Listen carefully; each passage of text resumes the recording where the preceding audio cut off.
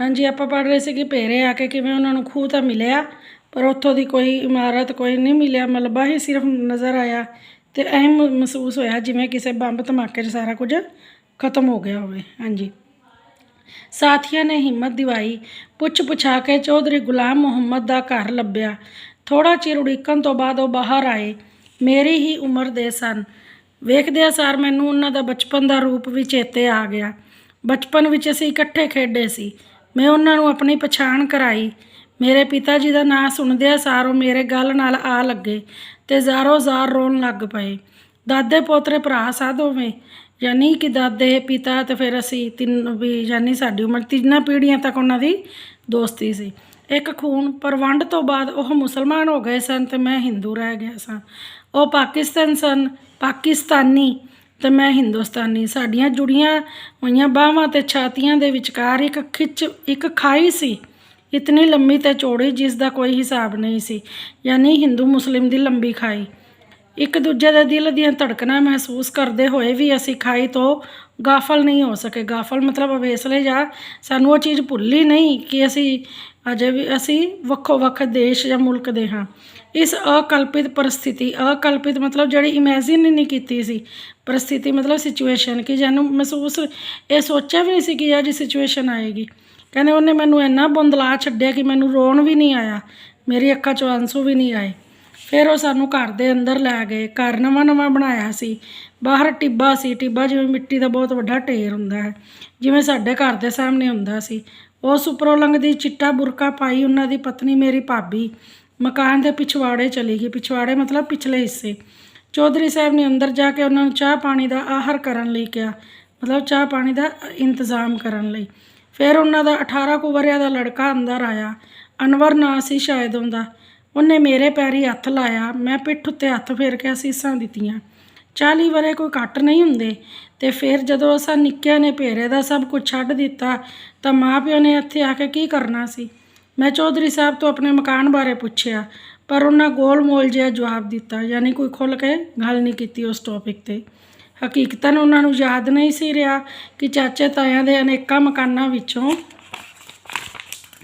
ਕਿਹੜਾ ਮੇਰੇ ਪਿਤਾ ਜੀ ਦਾ ਹੁੰਦਾ ਸੀ। ਯਾਨੀ ਸਾਹਨੀਆਂ ਦਾ ਮੁਹੱਲਾ ਸੀ ਜੋ ਸਾਰੇ ਸਾਹਨੀ ਸੀ ਉਹਨਾਂ ਦੇ ਪਿਤਾ ਚਾਚੇ ਤਾਏ ਉਹਨਾਂ ਵਿੱਚੋਂ।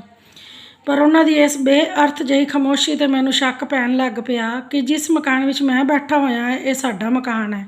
ਚੌਧਰੀ ਸਾਹਿਬ ਨੇ ਢੁਆ ਕੇ ਆਪਣੀ ਜ਼ਮੀਨ ਨਾਲ ਰਲਾ ਲਿਆ ਹੈ ਅਤੇ ਨਵੇਂ ਕਮਰੇ ਪਾ ਲਏ ਹਨ। ਕਿ ਜਦੋਂ ਹਿੰਦੁਸਤਾਨ ਅਤੇ ਪਾਕਿਸਤਾਨ ਦੀ ਵੰਡ ਹੋਈ ਸੀ, ਉਦੋਂ ਜਿਹੜੇ ਲੋਕ ਉੱਥੋਂ ਪਾਕਿਸਤਾਨ ਨੂੰ ਛੱਡ ਕੇ ਆ ਗਏ ਸੀ, ਜਾਂ ਜਿਹੜੇ ਹਿੰਦੁਸਤਾਨ ਛੱਡ ਕੇ ਚਲੇ ਗਏ ਸੀ, ਉਹਨਾਂ ਦੇ ਮਗਰਲੀ ਜ਼ਮੀਨਾਂ 'ਤੇ ਮਕਾਨਾਂ 'ਤੇ ਆਪਣੇ ਲੋਕਾਂ ਨੇ ਹੀ ਕਬਜ਼ੇ ਕਰ ਲਏ ਸੀ। ਮੂਹਰਲੇ ਟਿੱਬੇ ਨੂੰ ਵੇਖ ਕੇ ਮੇਰਾ ਸ਼ੱਕ ਹੋਰ ਵੀ ਪੱਕਾ ਹੋਈ ਜਾ ਰਿਹਾ ਸੀ, ਪਰ ਮੈਨੂੰ ਇੰਝ ਹੋ ਜਾਣ ਦਾ ਕੋਈ ਰੰਜ ਨਹੀਂ ਸੀ ਮਹਿਸੂਸ ਹੋ ਰਿਹਾ। ਸਗੋਂ ਬੜੀ ਤਸੱਲੀ ਸੀ ਕਿ ਖਾਨਦਾਨੀ ਚੀਜ਼ ਆਪਣੇ ਹੀ ਵੀਰ ਦੇ ਕੰਮ ਆ ਗਈ। ਉਹਨੂੰ ਸ਼ੱਕ ਤਾਂ ਸੀ ਕਿ ਜਿੱਥੇ ਮੈਂ ਬੈਠਾ ਹਾਂ ਉਹ ਮੇਰਾ ਘਰ ਹੈ, ਪਰ ਉਹਨੂੰ ਮਹਿਸੂਸ ਵੀ ਨਹੀਂ ਸੀ। ਉਹ ਕਹਿੰਦਾ ਕੋਈ ਗੱਲ ਨਹੀਂ ਕਿ ਇਹ ਮੇਰੇ ਆਪਣੇ ਵੀਰ ਦੇ ਹੀ ਕੰਮ ਆਈ ਹੈ। ਪਰ ਮੇਰੇ ਸਾਥੀਆਂ ਨੂੰ ਮੇਰੇ ਦਿਲ ਵਿੱਚ ਉੱਠ ਰਹੀ ਦਲੀਲਾਂ ਕਿਵੇਂ ਇਲਮ ਹੋ ਸਕਦਾ ਸੀ। ਇਲਮ ਮਤਲਬ ਜਾਣਕਾਰੀ। ਉਹ ਘੜੀ ਮੁੜੀ ਵਕਤ ਦੀ ਤੰਗੀ ਵੱਲ ਇਸ਼ਾਰਾ ਕਰਕੇ ਕਹਿੰਦੇ, ਆਪਣਾ ਮਕਾਨ ਵੀ ਢੂੰढिए। मैं उन्हें टाल छड़ता नहीं, अपने भाई से मिल लिया है, अब मुझे मकान देख के क्या करना है। चौधरी साहब ने अपने पुत्र नूं कहा, अनवर जा उत्थों दोस्त मुहम्मद नूं सद लिया। उत्थों मतलब उत्थों, मते उसनूं खबर होवे, मते मतलब शायद।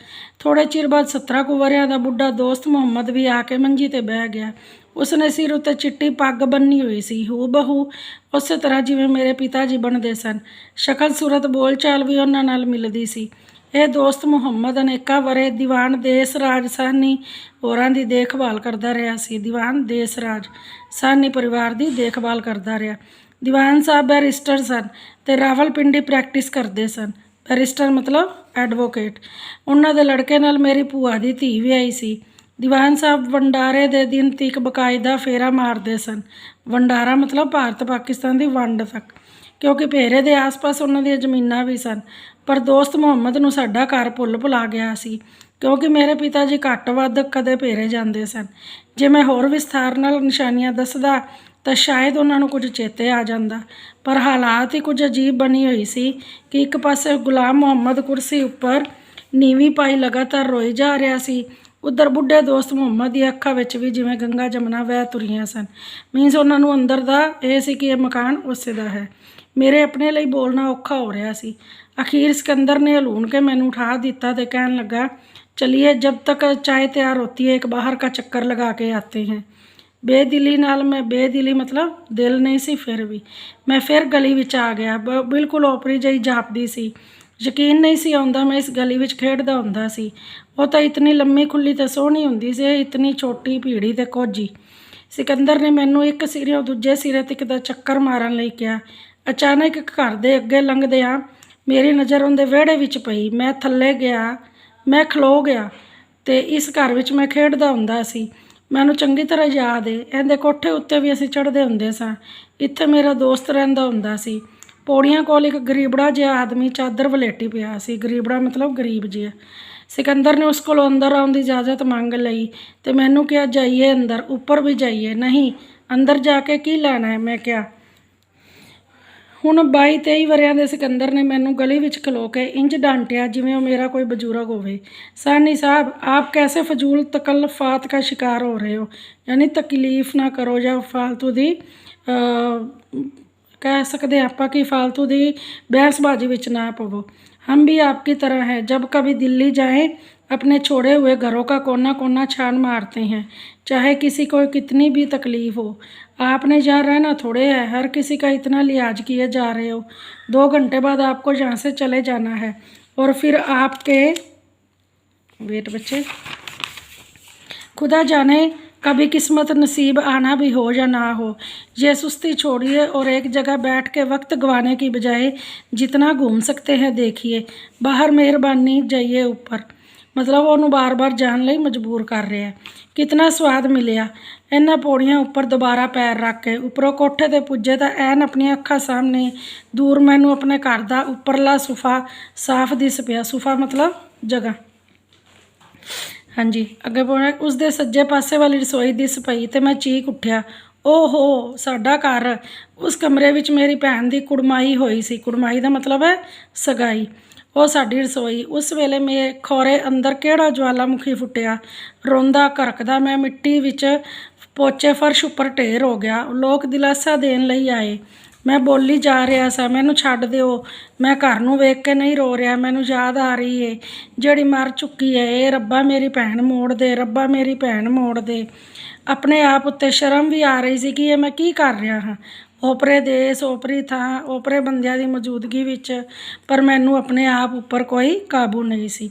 ਇਸ ਵਿੱਚ ਬੱਚਾ ਦੱਸਿਆ ਗਿਆ ਹੈ ਕਿ ਕਿਵੇਂ ਉਹ ਆਪਣੇ ਪੁਰਾਣੇ ਜੱਦੀ ਮਕਾਨ ਨੂੰ ਜਾਂ ਆਪਣੀ ਜਨਮ ਭੂਮੀ ਨੂੰ ਵੇਖ ਕੇ ਕਿਵੇਂ ਭਾਵੁਕ ਹੋ ਜਾਂਦਾ ਹੈ। ਓਕੇ ਬੱਚੇ, ਥੈਂਕਸ।